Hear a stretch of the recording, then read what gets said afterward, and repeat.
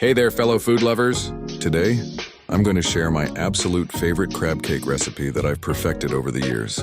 Trust me, once you try these, you'll never look at restaurant crab cakes the same way again. Let me tell you a quick story. I used to think making crab cake was this super complicated process until my grandmother showed me her secret recipe. The trick, it's all about letting the crab shine and not overdoing the fillers. So here's what you'll need. 1 pound of fresh lump crab meat, and yes, it has to be fresh, none of that canned stuff.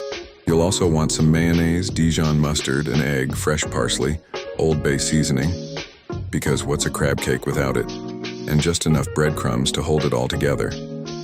Now here's where most people go wrong. They mix everything too roughly. You want to treat that crab meat like it's precious gold. Gently fold the ingredients together, almost like you're handling delicate clouds. The key is keeping those beautiful lumps of crab intact. Here's a pro tip that changed my crab cake game forever. After forming your patties, pop them in the refrigerator for at least an hour. This helps them hold together better when cooking. I learned this the hard way after several crab cakes fell apart in the pan. Trust me, it wasn't pretty. When it comes to cooking, you've got options. You can pan fry them in a little butter until golden brown. Or if you're feeling health conscious, you can bake them at 375 degrees for about 15 minutes.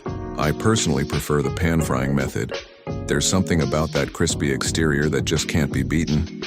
The final touch, a quick lemon aioli sauce. Just mix some mayonnaise with fresh lemon juice, minced garlic, and a pinch of cayenne. It's the perfect complement to these beauties. And here's my favorite serving suggestion. Place these bad boys on a bed of fresh arugula, add a lemon wedge, and maybe a little remoulade sauce on the side.